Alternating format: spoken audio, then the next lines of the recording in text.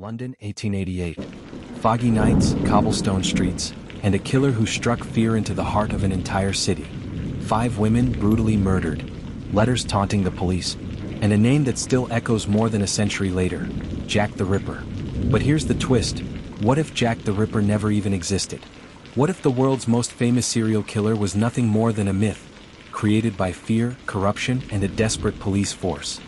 In the East End of London, poverty ruled the streets.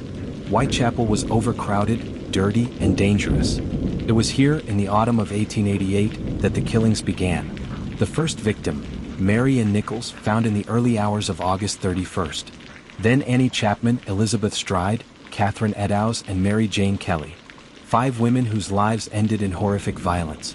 The newspapers called them the canonical 5. But the truth?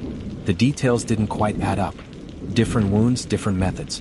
Some victims mutilated with surgical precision, others in what looked like chaotic frenzy.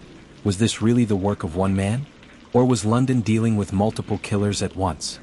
Over the years, dozens of suspects have been named.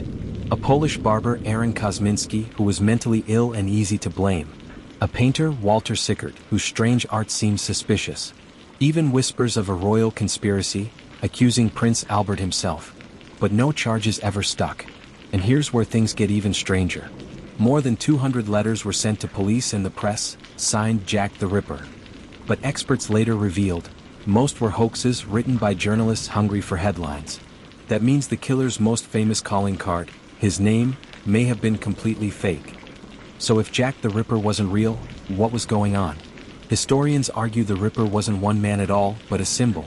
A convenient monster for the media to sell papers, and for the police to hide behind. London's East End was drowning in poverty, disease, and corruption. Women were being murdered all the time, but no one cared until the press created the myth of a phantom killer. Think about it. No fingerprints, no photographs, no reliable witnesses, no trial, just fear. And fear was enough to distract the public from asking the harder questions. Why were the poor abandoned? Why were the women left defenseless? Why couldn't the police protect their citizens? And so, Jack the Ripper became immortal. Not because of what he did, but because of what he represented. The legend of one faceless killer outlived the lives of 5 real women, whose names we should never forget. Mary Ann Nichols, Annie Chapman, Elizabeth Stride, Catherine Eddowes, and Mary Jane Kelly. The truth is, we may never know if there was one killer or many. We may never know who wrote the letters or why the murders really stopped. But one thing is certain, Jack the Ripper is less about a man, and more about a myth that has haunted history for over 130 years. So what do you think? Was Jack the Ripper real, or just the perfect cover-up? Drop your theory in the comments below.